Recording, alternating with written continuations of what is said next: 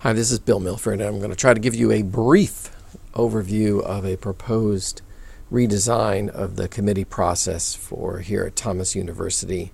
We've been looking at how the systems flow, and here's a sort of a description of how we currently think the various committees work in terms of having any kind of faculty concern. If it's administrative, it goes through a division meeting, and then division chairs meet, and they can bring information back to a division meeting or bring an issue to academic council.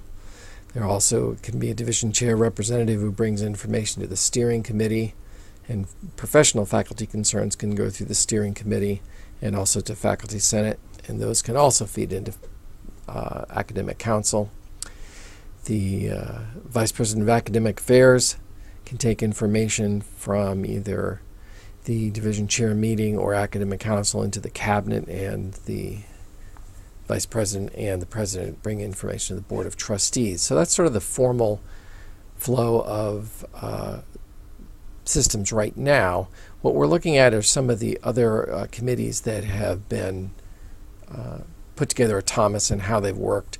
And there have been some expressions of concern previously by the faculty that the size of the committees was too large, that the work that they were doing was not necessarily relevant to where the university was at, that some agenda for these meetings was not well formed together, that appointments to the committees were made rather than people electing to places where they feel like they had their greatest strengths in terms of skills, and that there was inconsistency between the attendance policies for some faculty not showing up at meetings, and then it was sort of unclear as to how attendance at these meetings and performance tied into the annual evaluations that faculty had.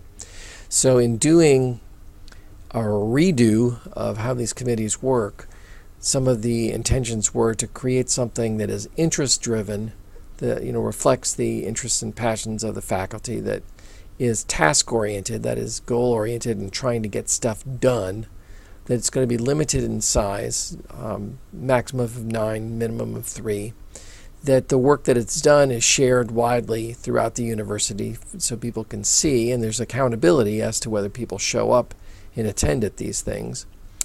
And to try to also build in some flexibility, because we've got so many online faculty and technology that can facilitate that. So we try to put together something where expectations are that people can either attend in person or online via a Zoom room or some sort of synchronous software. So our general goals for a committee would be for it to be productive, transparent, for it to communicate the work that it's doing, and for it to constantly engage in a self-evaluation process where it's looking at, has it done what it's needed to do? What is it? What are the tools that it needs to get stuff accomplished? Does it need to be more often, less often? And is the goal accomplished? Because if the goal is accomplished, then we should terminate the committee. So we're trying to look at the kinds of committees that we have here at Thomas. We have operational committees, and we have what we're deeming university life work groups. The operational ones do the administrative and governance of the university. They're sort of the ongoing committees and issue-focused committees that look at specific academic problems and issues brought by the VPAA or by faculty senate. And these are largely going to be faculty-based work committees that help to tackle academic issues.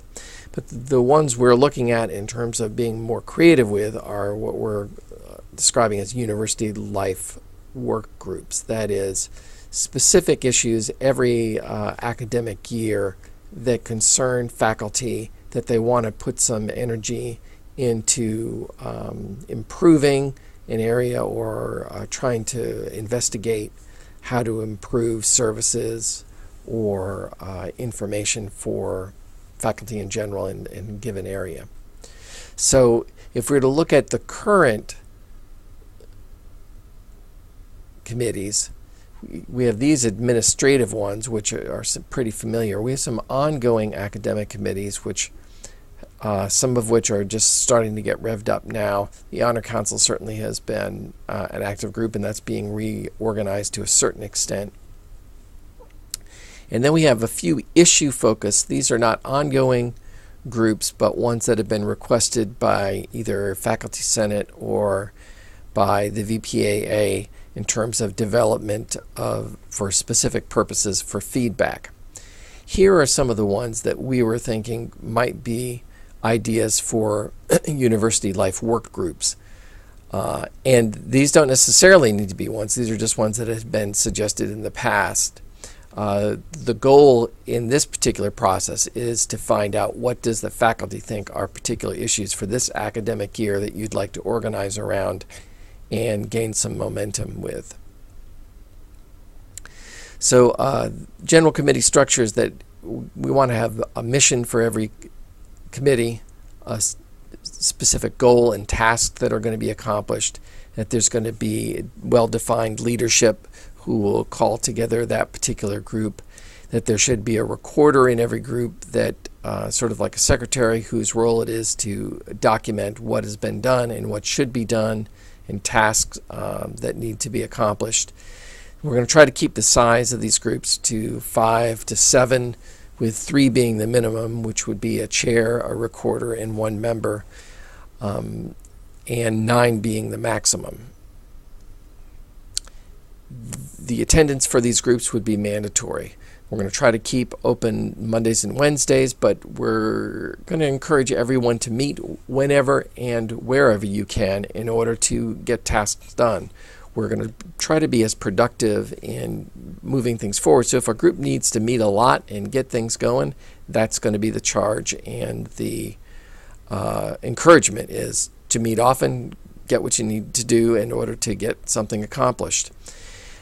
We're most interested in people upping their skills so it's easier to meet, and you use your own judgment with regard to how long you need to meet. If you've covered a task and you guys are all ready to move on to the next step, and the next step means people going off and doing things, then don't meet for an hour and a half if you don't need to. And there also is a specific request by the administration that if we're going to work with any university staff person, such as athletics or student life, that we see our roles as an advisory committee providing feedback to them, because we can't compel staff members to a specific action. That's the role of their supervisor. How we can provide feedback as to what we think and encouragement to take for a certain direction. And if we feel more formal action needs to happen, then that can go to the Faculty Senate for the speaker to take to the cabinet on behalf of the Faculty Senate. So the question to you is, what is your passion? What are issues that you'd like to work on for this academic year? And if it's not a pre-established group and you'd like to establish a work group around this, can you build a team? Do you think you can get at least 2 other people to assist you with it? Are you willing to be the chair? Can you find a recorder? Can you find 1 other member to do that? And get some energy into it. Get people talking about it and see if you can get feedback. And then when you hold a meeting, that meeting is going to be publicized both to the staff and to students, and all meetings are open in terms of welcoming other feedback, although you will have a core group that's going to be your working group that is going to be responsible for making progress on issues. I referred to these roles prior, that is the chair, who's responsible for calling meetings and running the meetings, the recorder, who's responsible for sending out notices and doing the documentation of the meeting. And we're trying to get a universal documentation process that can be utilized. And then members are folks who take on tasks and attend meetings as they're called. So things we need to do is see what everybody thinks about this. Get feedback from leadership, then get feedback from the steering committee, and then feedback from the faculty. And then we need to talk about what's our expectation in terms of people's minimum participation for this. How often, how much, or should we be measuring people's participation in this way? And then we need ways to communicate and invite participation in all of these things. And we also need to evaluate whether this is being effective and whether we feel like utilizing this particular process is going to be useful. We also need some additional training in how to use Zoom, scheduling software so emails are minimized, and how to collect this minute information so that it's coordinated and public.